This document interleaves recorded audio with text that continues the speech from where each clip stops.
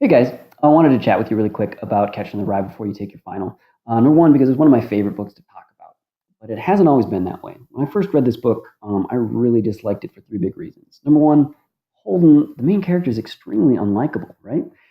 He was a privileged kid that doesn't seem to recognize it.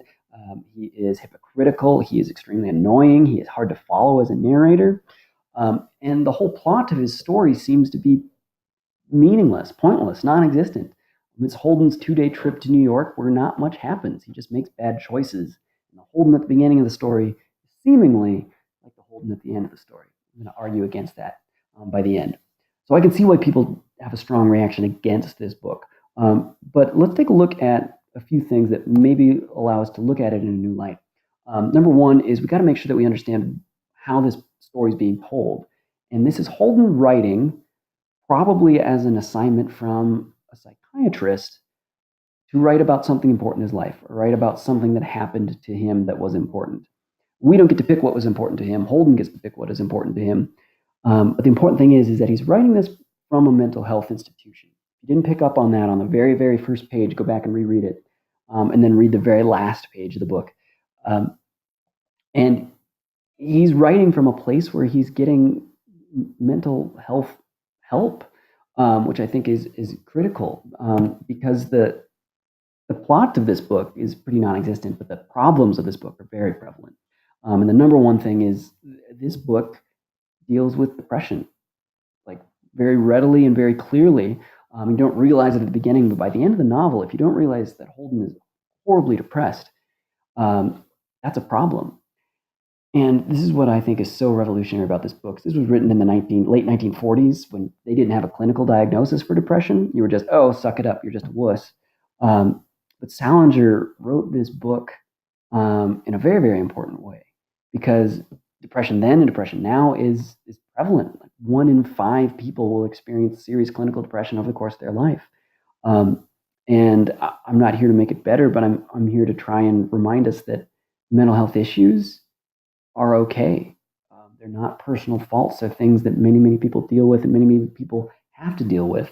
And I think by talking about it, dealing with those issues becomes easier. And so I have to thank J.D. Salinger for writing this book, because it gives us a very clear opportunity to talk about a very, very difficult and complex issue. Not everybody may experience depression like Holden does, but we can all talk about it, probably in better ways than Holden does. So the question that comes out of this is, like, where do we put the blame for mental health? If we look at Holden's life, there's so much out of his control. His brother dies. His parents ship him very shortly after that off to boarding school to deal with his problems, without friends, without family. While he's there, a roommate commits suicide by jumping out of a window. And in the midst of all that, his brother leaves him. One of the few people that he does connect with moves all the way across the country. And at the very end, we get this hint of, was Holden sexually abused as well? Because that's really weird and kind of pervy scene with Mr. Antolini at the very end, where Holden says, like, hey, this guy's being creepy. If he came to me as an adult and said, I felt violated and that sort of stuff happened to me all the time, I would have to take a look at that. It would be my duty as a teacher, as a parent, as an adult to say, like, is there validation to what he's saying? We need to look into this. So we can see why Holden's life is out of control, why he's jaded, why he's angry. It doesn't excuse him, because here's the good question about, here's a very important question about mental health is, if someone is struggling with mental health issues, what do we blame them for?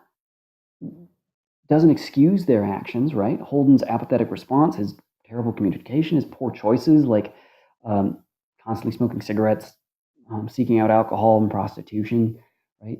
That's Holden trying to deal with his problems in the way he thinks adults do, but that's a very ignorant and naive approach to it.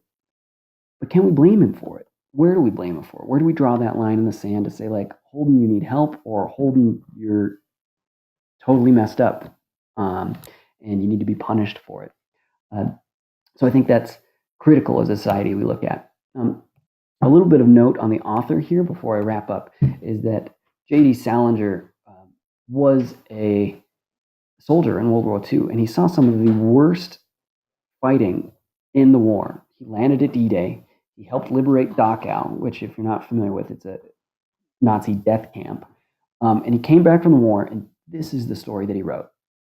He didn't write a war story. He didn't write about guns and violence. He wrote about this kid with an inability to communicate about his problems. This kid with his loss of innocence, of living death before he should have, of having to grow up so fast.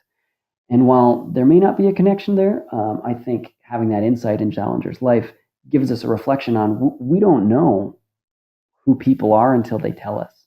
We don't know who people are and what they've been through unless we give them an opportunity and a safe place for them to tell us.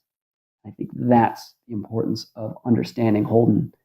Even unlikable people, even people who are annoying and get under our skin and are confusing, that they deserve any less than an opportunity to express that they need help.